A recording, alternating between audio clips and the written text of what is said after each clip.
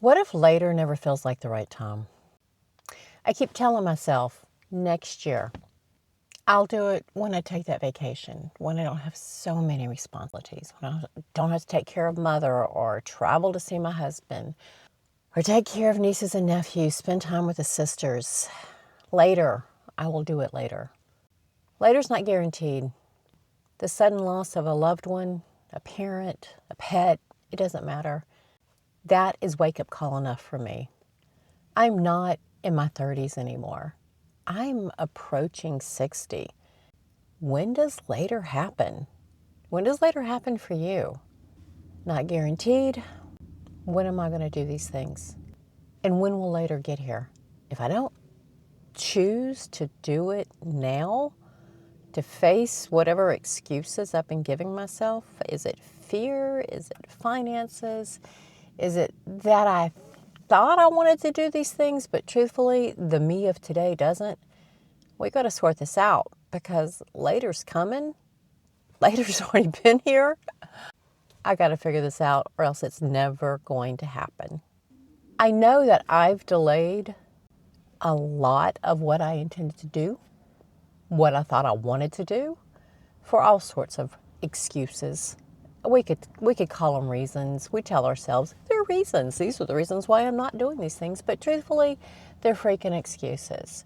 I can't go do that this weekend because I need to X, Y, and Z, or I need to go take care of mother, or whatever the reasons, excuses are.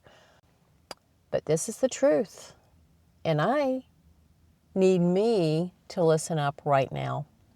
If I don't start doing these things, time is going to pass. My physical ability to do some of these more challenging things are going to evaporate. It doesn't matter how intentional I am with my physical fitness. If I don't start doing some of these things now, I'm as young as I'm ever going to be. I'm not going to be able to do them later. Hard truth. Do you really want to do these things? Or are these just, oh, that would have been nice, but honestly, it wasn't your cup of tea? There are a few things that I'm starting to do now that I have put off way too long. And I'm seizing the opportunity, and I challenge you to do the same thing. Some of the reasons I have postponed is because I'm not done working. I'm not retired. I don't have time to do that. Here's the truth. If I don't make time to do it, there's never going to be a time. Even in retirement, when I have all the days, all the time, if I don't make the time and commit to doing something, it's still not going to get done. There was a saying back in the day, I guess it's still around. No matter where I go, there I am. You can't outrun yourself. So even in retirement, the Jen who is not committing and moving forward is still going to be there. So instead of waiting until that someday to that later, I'm going to start doing some stuff now. I'm going to start gliding into my retirement years. I'm going to start enjoying the things that I always thought I wanted to do. And if it just so happens that I can work and still do some of these things, then fantastic. Then that means I don't have to leave my job to pursue these. Frankly, I enjoy my job. I enjoy working. I enjoy my paycheck. But at the end of the day, I'm ready to enjoy the rest of my life the way I mean it. I've postponed it because of responsibilities, because of sense of duties, because I wasn't retired yet. I needed to do these things after I stopped working, when I had earned and I deserved to go and do these things. Pish, posh, no, thank you. I am done waiting. I've been praised for being responsible and dutiful, but where's my joyful? Where's my pleasure? Where's the I want to go do these things, you can take care of you? Where's that? It's starting now. And I also thought it was a proof of my maturity. Look how grown up I am. I am postponing my gratification, my joy, my dreams because it's responsible for me to keep working, to work harder, to take care of you, to visit you, to take care of your children, to watch your dogs while you go on vacation. My time is now. When's your time? And later, we've all experienced it. It quietly becomes never. So I'm revisiting those little lists I've made between all of my contract jobs. Like, when this job ends, I'm going to go learn to bake bread. I'm going to go on a Appalachian Trail hike, even if it's just for 2 or 3 days. Those things that when I am 70 and 80, I may not want to go and do, but in my 50s, before I hit 60s, why the hell not?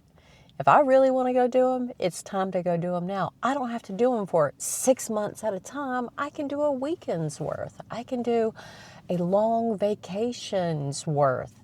If it's the Appalachian Trail, by goodness, I can just drive to see my husband in Connecticut and stop by the trail and do some day hiking or some night camping, but I can tick a box and say, I did that.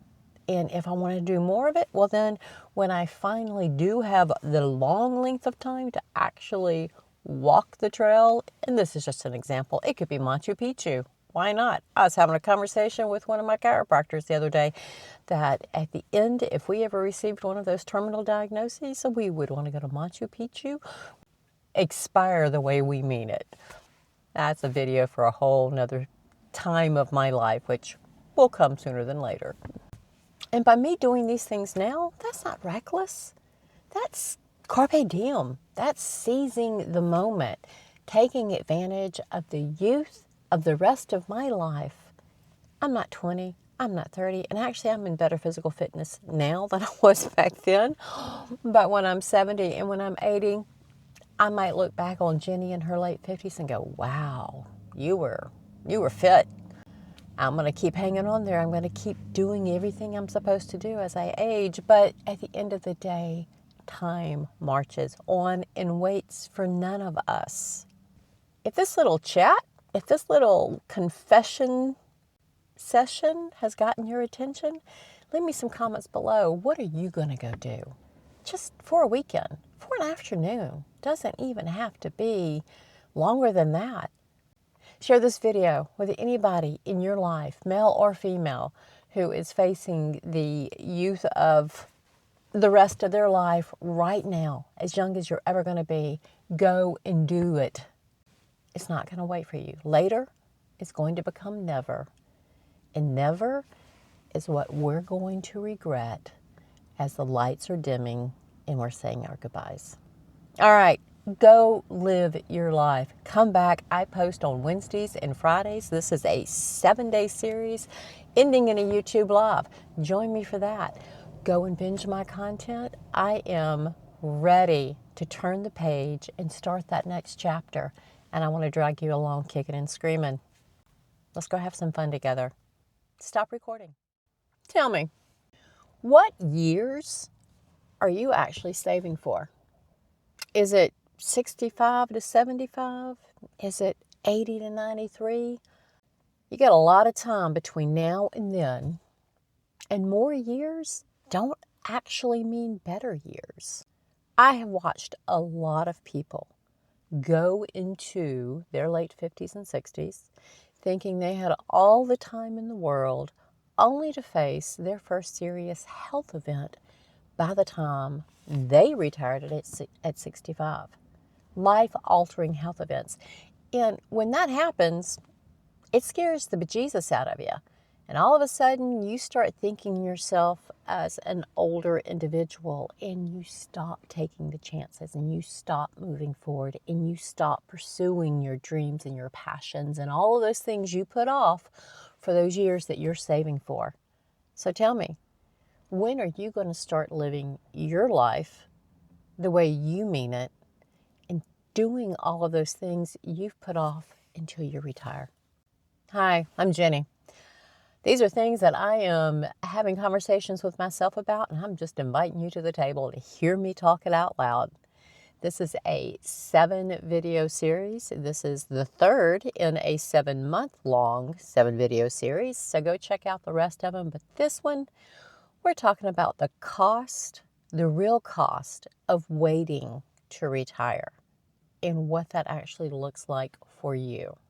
For me, retirement planning, it focuses on how long you're going to live, not how well you're going to live. And it doesn't traditionally focus on the fact that you are the youngest you're ever going to be in those earlier years of your retirement or your glide or hybrid retirement.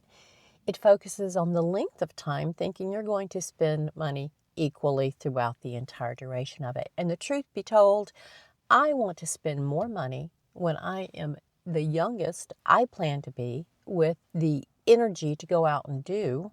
And I will probably spend less money as I age and I'm more comfortable being at home in my own surroundings. Your peak years, they matter the absolute most. Your energy today, unless you intentionally do things to up your energy with physical fitness and nutrition and supplements, etc.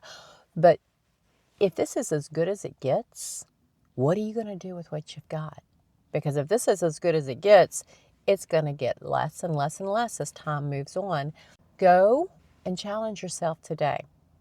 Now, if you're not ready to roll over and become that grandmother or great-grandfather you remember from your youth, that when you're 70 or 80, you're not going to want to just sit and whittle on the front porch. You always still want to be out doing. There's things you can do now to ensure that you are more capable as you continue to age, but you have to get started. Your vitality now, your energy, your capabilities, these are what's going to take you into every last thing that you wanted to do when you retire. So A, stop waiting. I'm not saying go out and retire tomorrow. I'm saying stop waiting to start doing. Take a couple of days, go and do one of those adventures or goals that you wanted to do. Was it a whitewater rafting trip? Was it a long canoe trip? Was it the Appalachian Trail? Maybe it was a pottery class. It doesn't have to be something where you're physically exerting yourself, but go and start those things now. Make your list. And we're not talking a bucket list. We're just talking, these are the things I always wanted to try list. Actually, down in the description, I have some journals and some workbook planners for those of us who aren't done at any age. You're not done learning, you're not done learning, you're not done trying, wondering, teaching, rethinking. You're not done. Start now. Don't wait until you've decided that you don't have to work anymore, because some of us will probably work as long as we damn well please, regardless if we need the money or not. Reality is, our health, because of the aging process, is going to be on a perpetual wind down. That's the reality. You are probably as healthy and as fit as you're ever going to be without significant personal dedication and intention to increase it.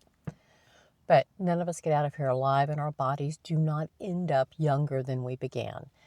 So if this is as good as it gets, you better get to getting.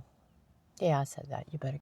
So as you think about your retirement or your glide into the next chapter of life, your hybrid situation, whatever that may be, make sure you set aside some time for the things that you want to do. If you plan to work part-time, what does that look like? Is that going to be 2 weeks a month? Is that going to be a couple of days a week? The time you're not working for that glide and or the hybrid, how are you going to spend those days? What are you going to do now that you're not going to be physically able to do in 20? Give that some thought. If you're not ready to roll over, if you're just not done, keep coming back. This is a seven video series this week, ending in a YouTube Live. This is number 3, month number 3. I've got month 1 and 2 behind us. This month we're talking about the cost of waiting. We've all seen it. Let's not waste this time of life. Share this video with somebody in your life who needs to hear it. You guys keep coming back. Wednesdays and Saturdays I post. Check the description for some journals and some workbooks and some planners that'll help propel you into this next chapter. There's also a free Master Your Money Plan workbook down there, and how to Monetize your life skills into a side hustle and or income stream so that when you decide to start phasing out your full-time job, if you're not ready to cut off your income from your job or any income period, that workbook will help you. I'll see you in the next video. Stop recording. Oh, looking back to my younger years, just 5-6 years ago, I always assumed I would feel that good forever, whatever that good was at the time. But I got to tell you, I just had to dig out our house from a blizzard in New England last weekend. And as good as I felt 5 years ago is not how I feel today. Health doesn't decline predictably or politely. It happens like a freight train. One day you're out shoveling heavy wet snow. The next day, you're begging for some neighborhood kid to come around wanting to make a few dollars. It happens to all of us, and it's happening to you, whether you want to admit it or not. So what do you do when your body starts changing faster than you expected? Most retirement plans, they're based on what we know. Steady health. We've been alive many years now, and yeah, we've had the occasional hiccup in our health, but my goodness, it's been relatively fine for the majority of us. Wake up call. We are aging, and we've got a lot of mileage on our bodies, and not all of us have taken really good care of these vessels. So as we continue to march into this next chapter, there's going to be some pipers to pay for some of the decisions and lack of fitness that we've chosen most of our lives. So we need to be prepared for that, not just psychologically, but within our retirement plan. And the retirement plan is not just about dollars, it's about cents, about how you plan to spend your time, what you want to do, and the order to which you're going to do these things. Because I'll tell you, you're as young now as you're ever going to be. So your retirement plan needs to be set up to support the younger you versus your older you for the activities you want to do. And then as you move toward the older you, as your health does continue to decline and erode, doesn't mean you're going to not be able to get yourself out of the bathroom or out of a chair. It just means it's the natural progression of the aging self. For some of us, it's going to happen suddenly. Maybe to you, maybe to a loved one, God forbid, maybe to one of your children. But just overnight, a stroke or a heart attack, a lifetime battle with diabetes and some of those side effects coming home to roost. It's going to happen. We're all now on borrowed time from the hard lives and the wonderful lives that we've had. One diagnosis can change your mobility overnight. Doesn't mean you're bedridden, doesn't mean you're in a wheelchair, but it might mean you can't walk as confidently as you once did. It might mean the dexterity in your hands is not what it once was, so you can no longer do the embroidery or tie the fishing flies. Or in my dad's case, it was he couldn't wire an electrical socket. That was a big point of frustration for him when we were building my house. That's just a natural part of aging. Our injuries also recover more slowly now. I don't know about you, but it used to not be but just a night's rest or two to get over a hard workout at the gym. But we women, as we go through that season of life and we stop producing that miracle hormone estrogen, recovery takes forever. Men, you too are experiencing this. We don't recover as quickly as we once did. I'm not saying don't go do, because a body in motion stays in motion. Motion, as physical therapist told my mom, is lubrication. You have to stay going. But you need to be prepared for the fact that it's going to take a little bit more recovery time. And some of our workouts and other activities, we're going to have to adjust the way we do things in order to not overdo it. I hate to admit it, some task I break down and do in segments either throughout the day or over the course of a couple of days. Because frankly, if I work myself to a point of complete exhaustion, it's going to take me 2 days to recover from it. But if I do it in more manageable increments, recovery is less, and I can get back to the project and keep going. Leave me a comment below. What have you noticed in your life's ability to do and to recover that startled you with, oh, I saw my grandmother go through this. I saw my dad go through this.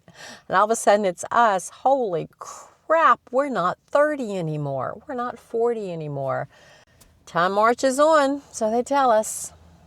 And our ability to recover and to feel energetic, this is going to drive our motivation to get out and do. So if you've got adventures or projects or trips that you're wanting to take them before time continues to march down, because you're gonna go out there. If you want to go climb the Leaning Tower of Pisa, well, you're going to be able to do it better now than you're going to do it in 10 years. There's different stages to our sunsetting, and sunsetting seems so dramatic. There's different stages to this next chapter. So I encourage you to look at what you want to do and start doing now.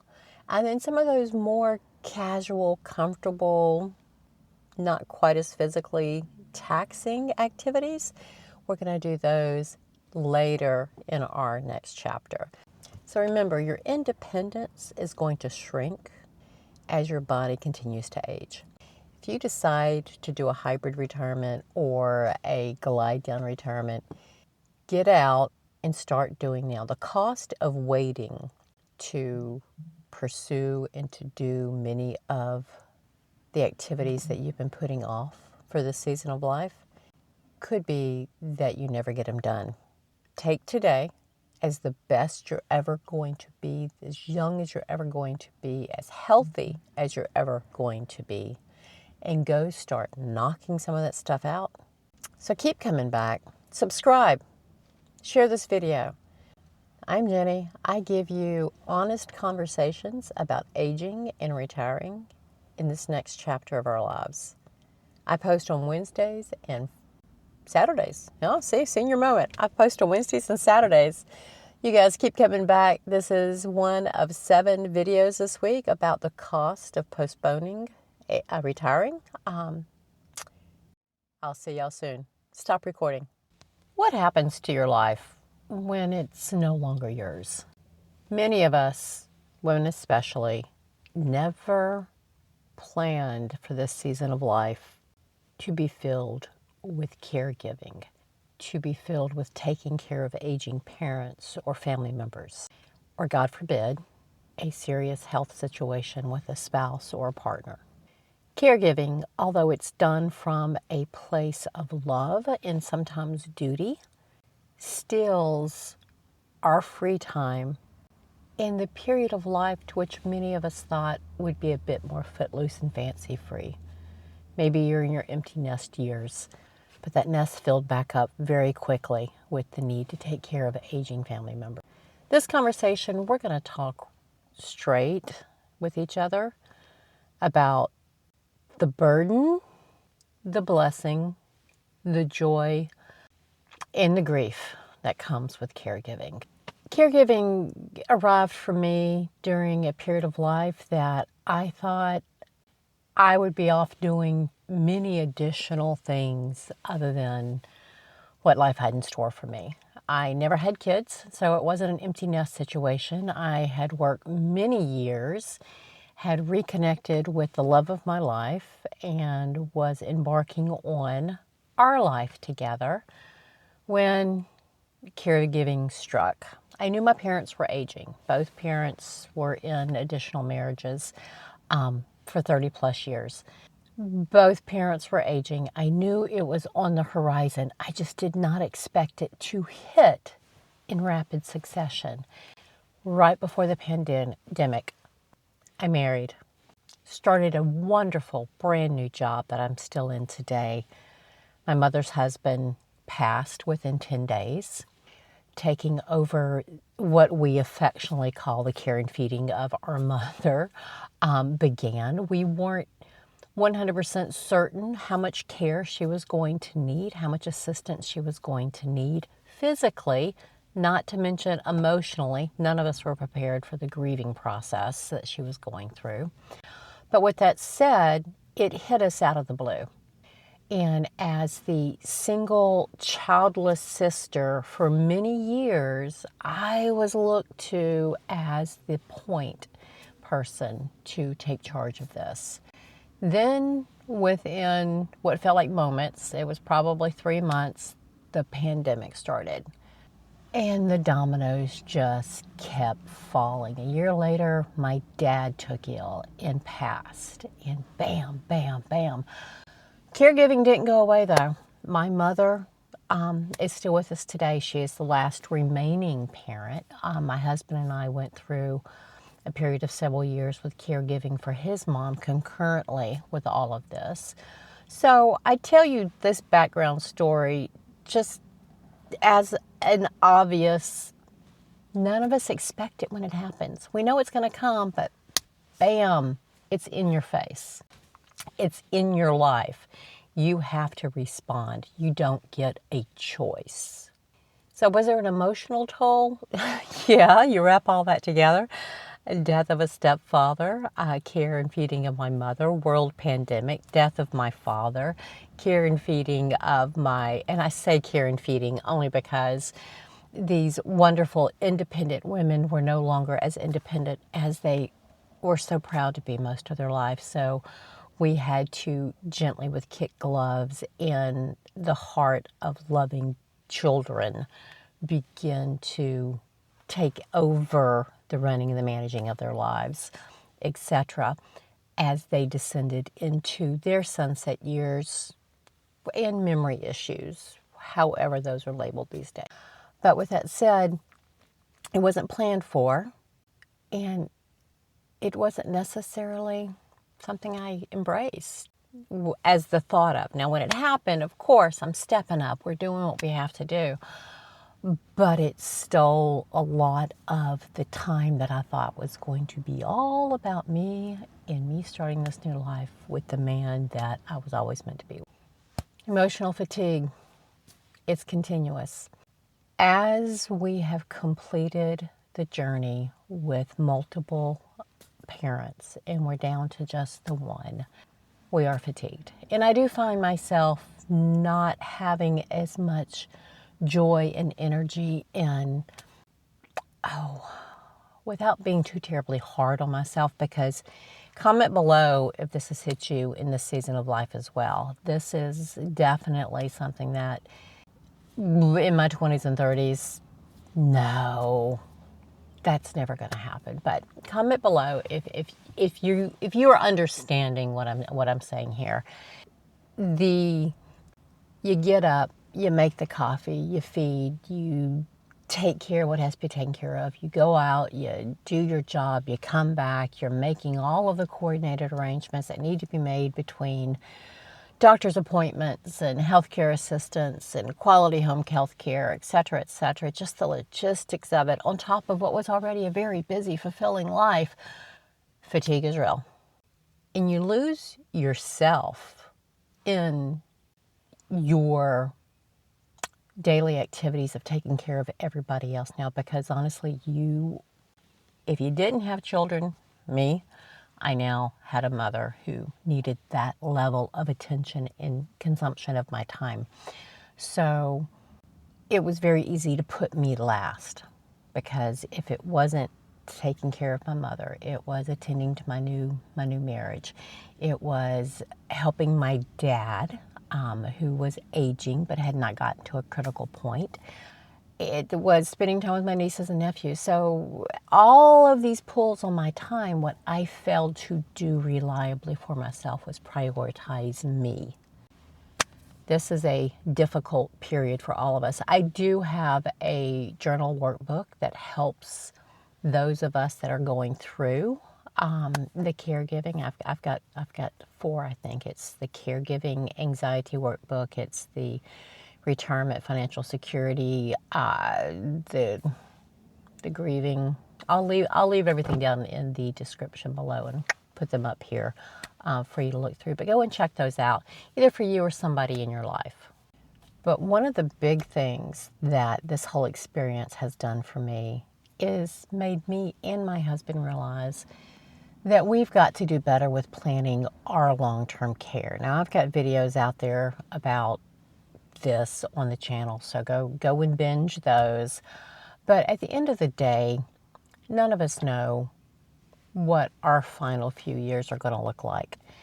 We need to hope for the best, but plan for the worst.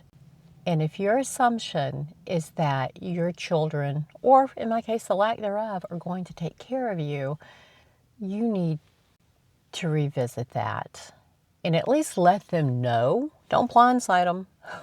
We were blindsided. It was quite the moments. So leave comments below if you're going through this. If you know somebody who could benefit from this video, share it with them.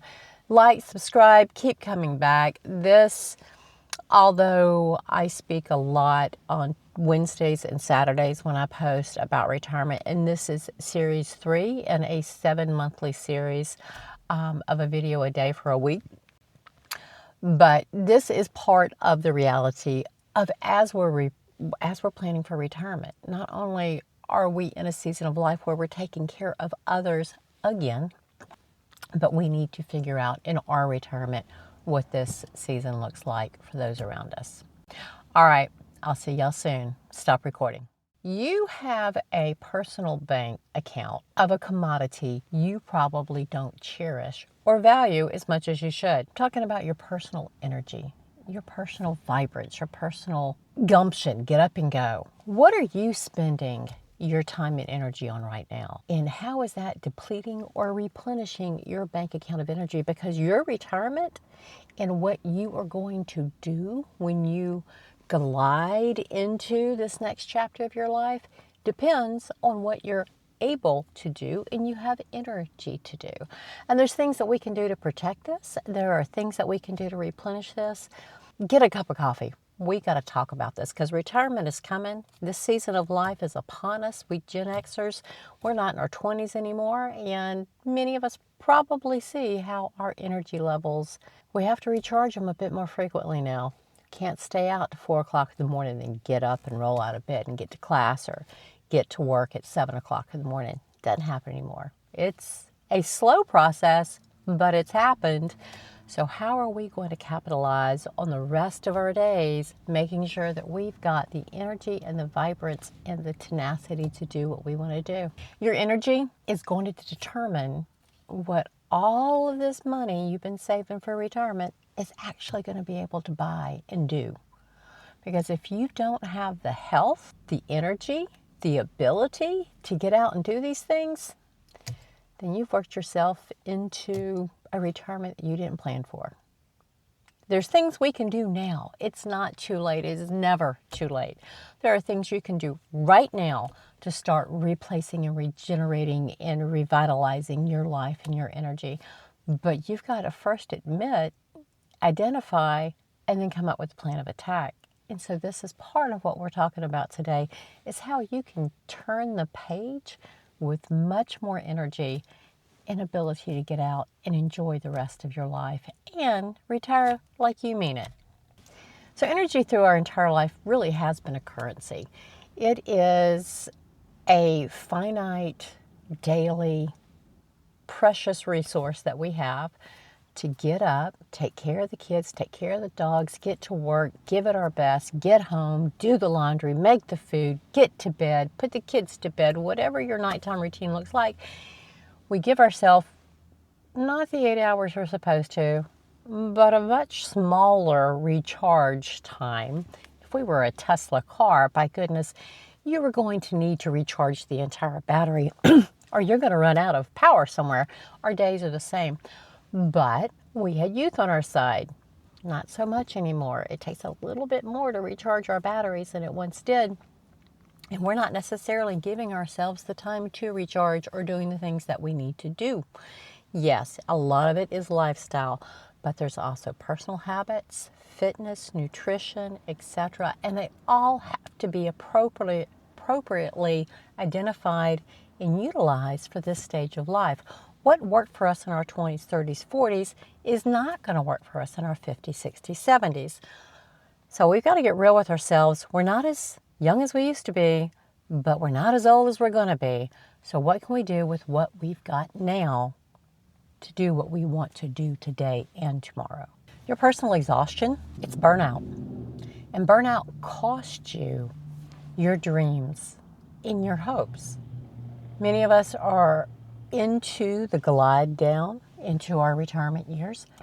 Retirement for a lot of us may not mean absolutely stopping work, either by choice or by finances and circumstance. But with that said, you've got to start paying more attention to the amount of daily energy that you have and what you could do to protect it and to increase it so you can accommodate what your goals and your tasks are on a daily basis and for the future. You want to get on the floor and play with the grandkids? You want to be sure you can get to the gymnastics competition all in the same Saturday? You're going to need energy to do that. You got to start thinking about this.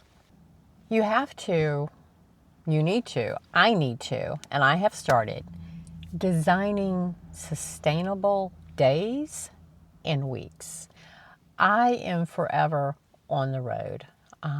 In many of my videos, I've mentioned the fact that I've got like a 3-hour day commute. I take care of my mother 70, 80 miles away. I travel continuously either for my job or to go visit my husband. So I have allowed myself to get into a repetitive life cycle where it's just exhausting mapping it all out. I've started to constrict. I'm saying no more frequently to others, things that I did out of obligation or a sense of duty, and I'm saying yes to me. I'm giving myself those recharge times. I am finding intentional joy and peace in my days. I am purposely not stressing over things that are outside of my control.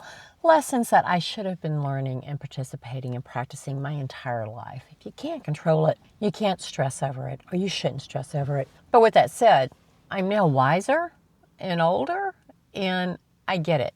So I'm now doing better. That's exactly how we should be living our lives now. We know better. We have to do better. I'm giving myself recovery time. If an unexpected situation comes up and I had to rise to an occasion and give more energy than I had planned to give to a particular event, day, project, etc., I'm going to have some recovery time because I've just overspent. So same thing like in my bank account. If I have to overspend on an unexpected car repair, etc., I'm gonna constrict on the spending so I can rebuild that particular fund for my future car repairs. My energy is the same way. If you find yourself now realizing this season of life how limited your daily energy supply is, and you're looking for ways to be able to have a more peaceful life existence as you continue to work and glide into this next chapter of life, keep coming back. I post on Wednesdays and Saturdays. Wednesdays, I talk about the mindset and getting ready for the retirement life that you mean to live. And on Saturdays, we talk about different situations, skills, tools that we need, not just for preparing for retirement, but that's a lot of it because a lot of us have just now gotten started or just now gotten real serious about it because we're less than 10, 15 years away from the retirement age that they tell us we're supposed to retire at. So you guys keep coming back. Share this video with somebody in your life who are in this season of life that you want to drag them into this kicking and screaming with you, because we're not going to be able to avoid where life is taking us. We can simply redirect and shift and make sure that we don't end up on the rocks, we end up on a beach somewhere. And that beach, I'm not talking about Panama City or Gulf Shores. I'm talking about the metaphorical beach. We don't want to crash and burn. We want a soft landing, and we're in charge of that. All right. See y'all soon. Stop recording. The devil I know is more comfortable than the devil I don't. We have stuck in familiar situations many times in our life because it was easier than making a change. And in hindsight, we see a lot of years that we wasted miserable or not as happy as we could be because it was easy, it was comfortable. We don't have a lot of years left to just waste in misery or mediocrity. In mediocrity. We don't have a lot of years left to waste in mediocrity, okay? We've got to get out and seize it. We got to grab it by the hairs on the back of the neck, we'll call them that. And we got to get busy because the years aren't slowing down. They're flying past. So come on, get a cup of coffee.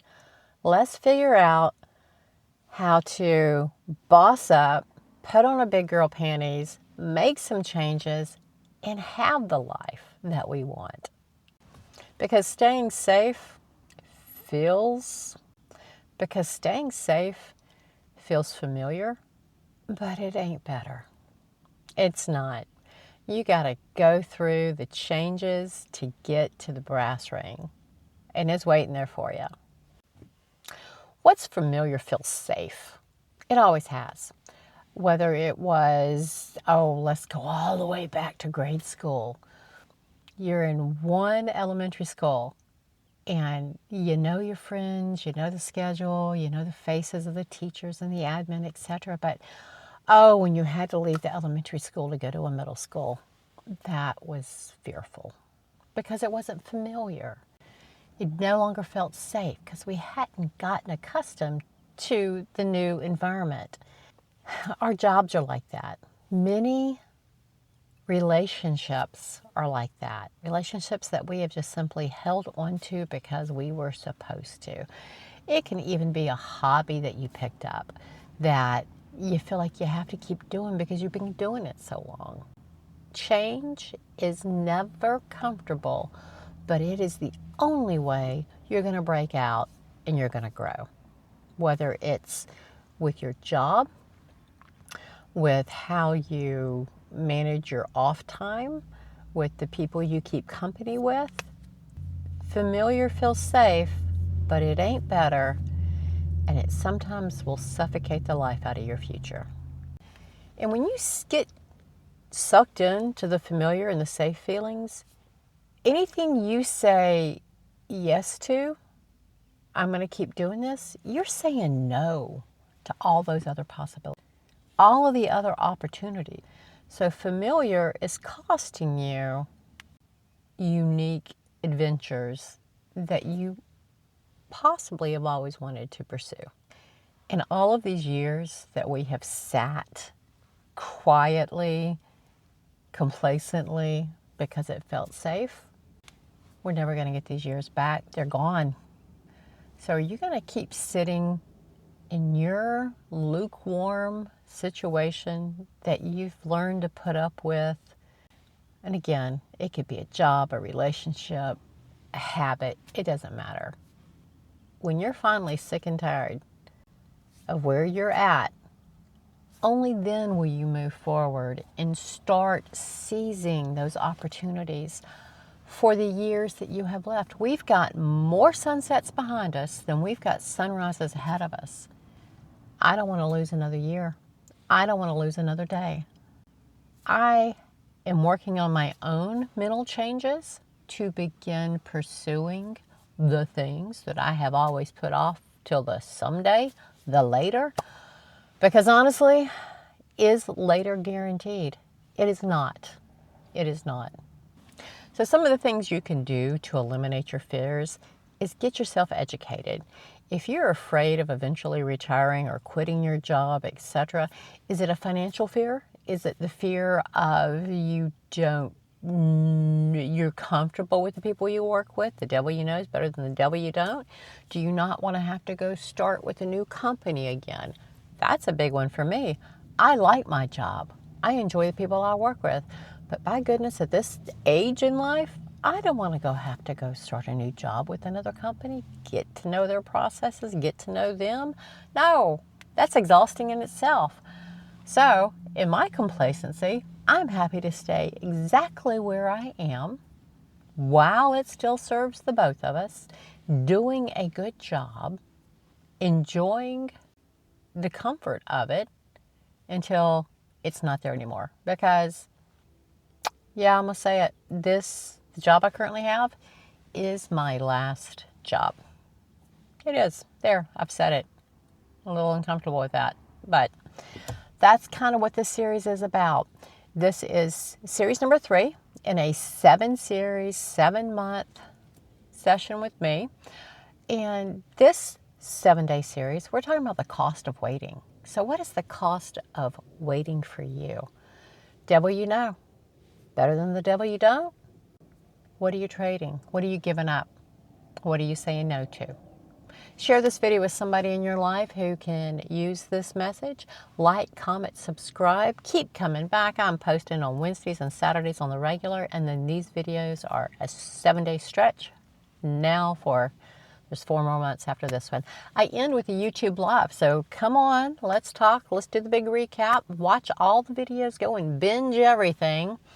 Check the description. I've got some freebies down there for you. The Master Your Money Plan budgeting workbook, the how you can convert your life experiences into income streams free workbook for those of us who don't want to quit working or possibly need to have an additional income stream to supplement what we have been able to save for retirement.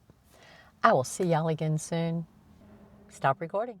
The reality is our ability has an expiration date, and we've got no idea when it expires.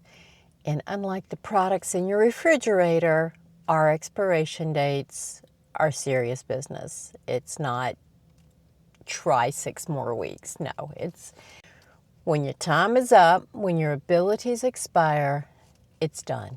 There's no negotiating it. There's things we can do now to postpone that, hopefully. But the truth be told, when it's done, it's done. So, what would you change today if you knew, well, you know, what will you change today to start putting action towards some of the things you want to do? You don't have to quit work. You don't have to have $1 million. There's things we've been putting off, and we've just got to stop it. Tomorrow is not promised. Our ability to play with that grandkid, our ability to walk that marathon, to do whatever it is we've been putting off till later. Let's just pretend like later's never going to happen. What was the song? Live like you are dying? We all are. None of us are getting out alive.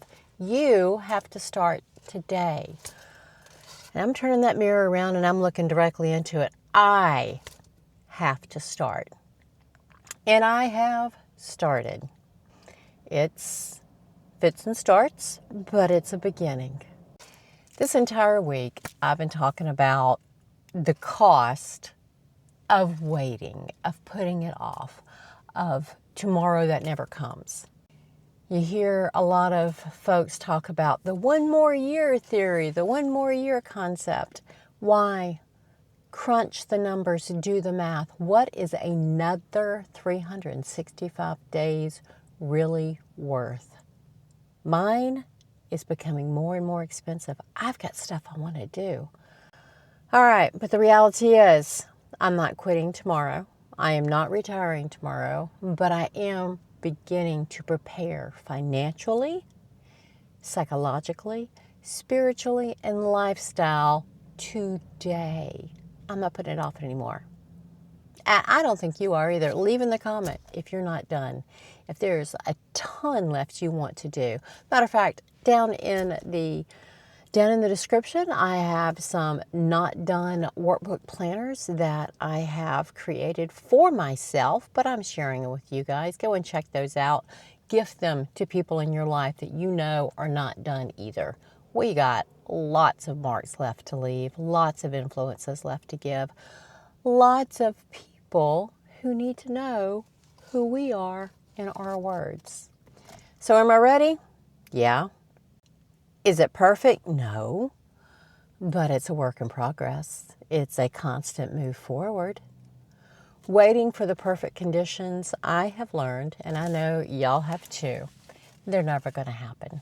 Never. We have to start with what we've got, with where we are, just as we have done for all of the years behind us. but we have got to do it with intention and focus and dedication for that life that we want to live. It ain't over. No fat ladies singing. You've got today, and that is all any of us have. Let us get on with it.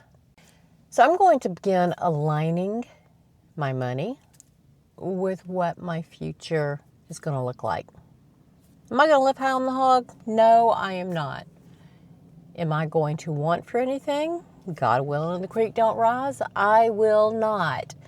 But I am prepared to continue doing my glide hybrid retirement until I have hit the milestones that I foresee are important to my security as I move forward. I'm designing the hybrid look to my retirement, whether that's continue working with my current job. Hopefully they will allow me to step down. But if not, I can begin gliding into this next chapter of my life. I'm developing, hopefully, some side income streams that are not currently producing income, but I'm enjoying the heck out of the learning process and getting things stood up. And I know that when it's time, they're there for me to pursue in earnest, and you guys will keep coming back and supporting me on that. Again, go check out those journals, workbooks, planners. I'm going to choose right now with confidence. Momentum will follow. I've already started fishing with my adult nephew, who I've been fishing with since he was a kid. Why wait? I've started pursuing some other interest, including, don't judge me, solo camping. I have the opportunity to actually go on weekends to different locations and places and see things that I've wanted to see that if I was to move out of this area of the country, they would not be near as accessible. So I'm going to start getting out and doing those things. There are different little hobbies and things that I am also delving into, in addition to the videography and the YouTube channel and the book production, etc. There's other things that I'm starting to pick up and do. There's projects that are important for me to finish now, around the house, etc. Because when I am ready to full bore go into this next chapter, I don't want to be saddled down with having to finish doing the molding in this room, or punch list items on that room, or cleaning the shed and getting it organized for my woodworking. No. So there's things I'm doing now to finish off some of those. Oh, I'll get to it later, because I really do need to get to some things. We've all got them. And as my momentum builds and my excitement escalates, the fact that it is so close, even if I choose, and it would be a choice, to work until I can work no more. If I'm enjoying it, it's not work. They told us our entire life, find something you love doing, it'll never feel like a job. So that's what I'm pursuing now. I enjoy income. I do. But I also enjoy pursuing my own interest, and by God, I have worked long enough and hard enough, and so have each one of us. If I am not meant to fully stop working at this point, maybe for the next 10, 15 years, then so be it. But I'm going to start doing the stuff that I've been putting off for retirement. Retirement starts today. I just happen to have a job.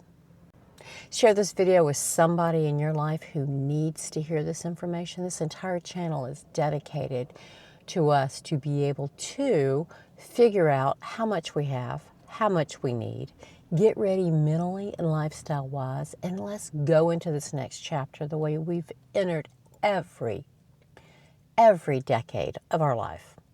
All right, I'll see y'all later in the YouTube Live. This is a 7-month, 1 week a month series of preparing for retirement, getting it going, getting it ready. It does not have to be quitting working. It can be a hybrid. It can be a step down. You get to decide based on what you need.